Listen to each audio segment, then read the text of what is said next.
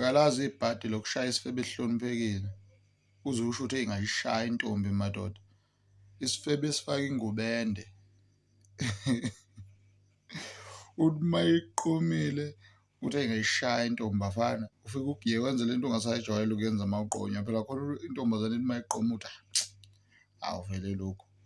Lena othi mayiqomile ugiye uhambe uyoshaya ubondo uphinde uyoshaya umnyango uthi engayishaya intombi ekade ushaya ikozimalanga yesifebe esifaka ingubende esihloniphekile uthi mawusibuka nawe ukuthi nangu umfazi.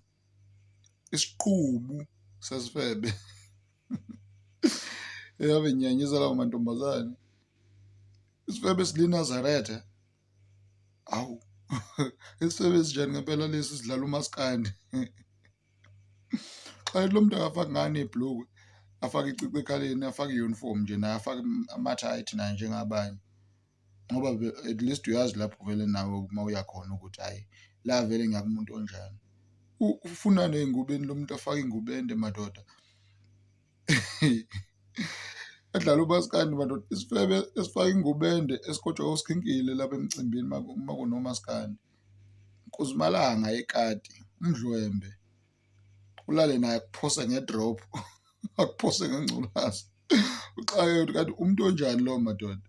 Hhayi amantombazane athanda ukudida izinto akungcolisayo nje igama lamanye amantombazane.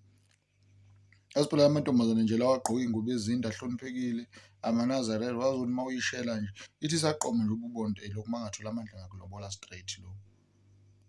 Vele nje kube inkunzimalanga umgulukudu uhloniphekile umgulukudu osontayo umgulukudu odlala umaskandi wasemakhaya ubona ukuthi cha hey bengithi ngithole intombi la kanti ngithole inja isiqubu sesifebe.